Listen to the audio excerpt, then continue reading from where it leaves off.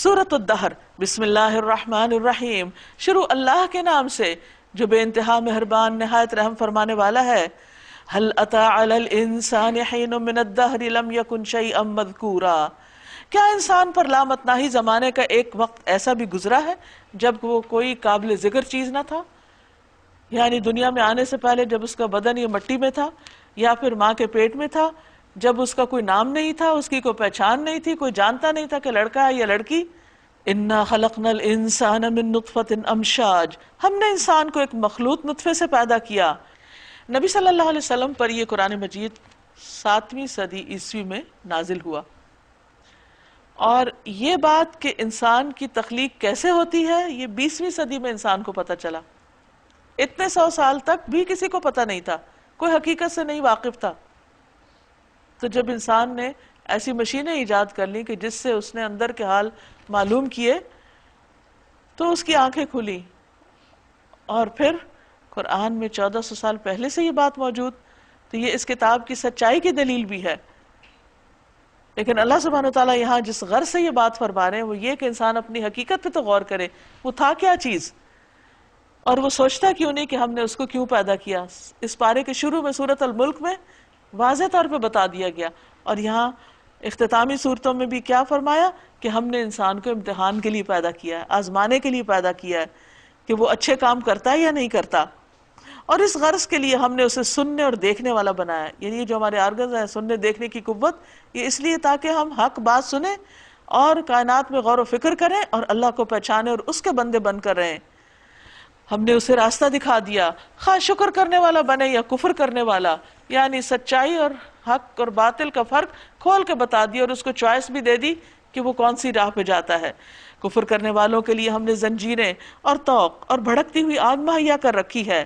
نیک لوگ جنت میں شراب کے ایسے ساغر پیئیں گے جن میں آب کافور کی آمیزش ہوگی، یہ ایک بہتا چشمہ ہوگا جس کے پانی کے ساتھ اللہ کے بندے شراب پیئیں گے، یعنی اس میں ملا کر، اور جہاں چاہیں گے بسہولت اس کی شاخیں نکال لیں گے، یعنی اس چشمے تک نہیں جانا پڑے گا بلکہ وہ چشمہ ان تک پہنچ جائے گا۔ یہ وہ لوگ ہوں گے، کون پیئیں گے یہ شراب؟ جو دنیا میں نظر پوری کرتے ہیں۔ نظر دو طرح کی ہوتی ہے، ایک اللہ کی اطاعت کی اور ایک اللہ کی نافرمانی کی۔ تو جو اللہ کی اطاعت کی نظر ہو اس کو پورا کرنا چاہیے، اللہ سے کیے ہوئے وعدوں کو نبھانا چاہیے۔ نبی صلی اللہ علیہ وسلم نے فرمایا، جس نے یہ نظر مانی ہو کہ اللہ کی اطاعت کرے گا اسے اطاعت کرنی چاہیے، یعنی اپنی نظر پوری کرنی چاہیے، لیکن جس نے اللہ کی معصیت کی نظر مانی ہو اسے پوری نہیں کرنی چاہیے، اور جس چیز میں اللہ کی نافرمانی کی بات کی گئی ہو اس کو ترک کر دینا چاہیے۔ اور کیا کیسے ہیں یہ لوگ کہ جن کو جنت کی نعمتیں ملیں گی؟ یخافون یوما کان شرہ مستطیرا، وہ اس دن سے ڈرتے ہیں جس کی آفت ہر طرف پھیلی ہوئی ہوگی، یعنی وہ آخرت کا ڈر رکھتے ہیں اپنے دل میں۔ اور کیا کرتے ہیں؟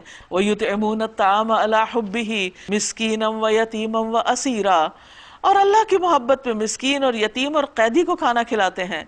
نبی صلی اللہ علیہ وسلم نے فرمایا، جس کا خاتمہ مسکین کو اللہ کی رضا کے لیے کھانا کھلاتے ہوئے ہوا وہ جنت میں داخل ہوگا، یعنی جس کا آخری کام یہ ہوا۔ اور ان سے کہتے ہیں، انما نطعمکم لوجہ اللہ لا نرید منکم جزاء ولا شکورا، ہم تمہیں صرف اللہ کی خاطر کھلا رہے ہیں، ہم تم سے نہ کوئی بدلہ چاہتے ہیں نہ شکریہ۔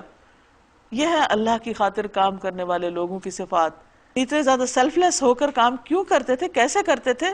کہتے ہیں انا نخاف من ربنا یوما عبوسا قمطریرا، ہمیں تو اپنے رب سے اس دن کے عذاب کا خوف لاحق، سخت مصیبت کا انتہائی طویل دن ہوگا، یعنی ہمیں اس دن کا ڈر لگتا ہے، اس لیے ہم چاہتے ہیں اس کے آنے سے پہلے پہلے دنیا میں اچھے اچھے کام کر لیں تاکہ وہ دن ہمارے لیے آسان ہو جائے۔ بس اللہ تعالیٰ انہیں اس دن کے شر سے بچا لے گا اور انہیں تازگی اور سرور بخشے گا، اور ان کے صبر کے بدلے انہیں جنت اور ریشمی لباس عطا کرے گا۔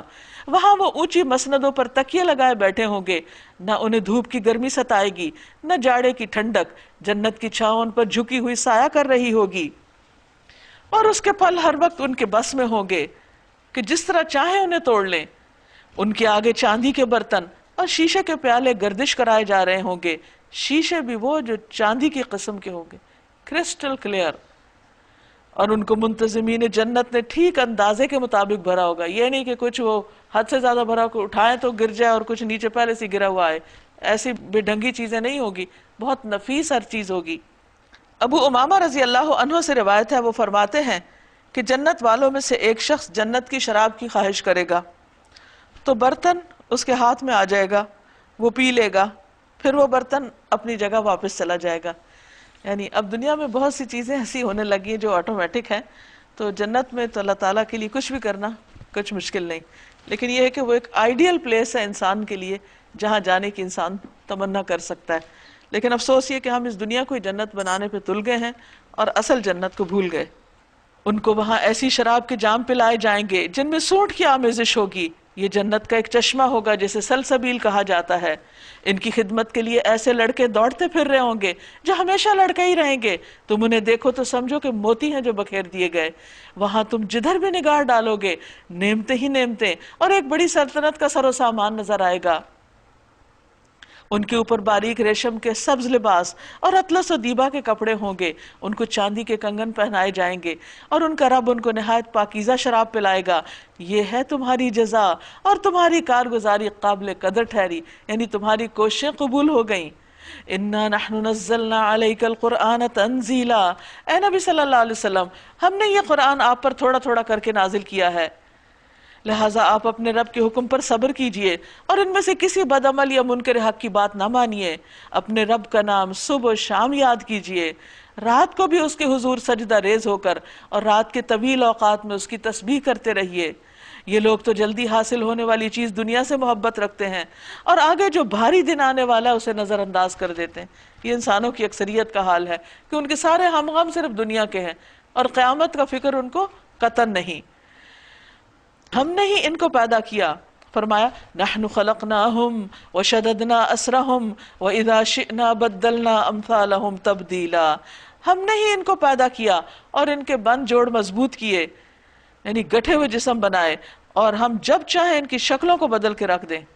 اور آپ دیکھیے کہ زندگی میں انسان کی شکل کتنی بار بار تبدیل بھی ہوتی رہتی ہے، اللہ چاہے تو اس سے بھی زیادہ اس کی انٹینسٹی بڑھا دے اور کچھ سے کچھ انسان کو کر دے۔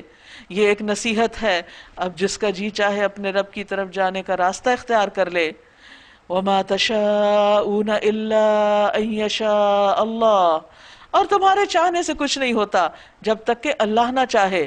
یقیناً اللہ بڑا علیم اور حکیم ہے، اپنی رحمت میں جس کو چاہتا ہے داخل کرتا ہے، اور ظالموں کے لیے اس نے دردناک عذاب تیار کر رکھا ہے۔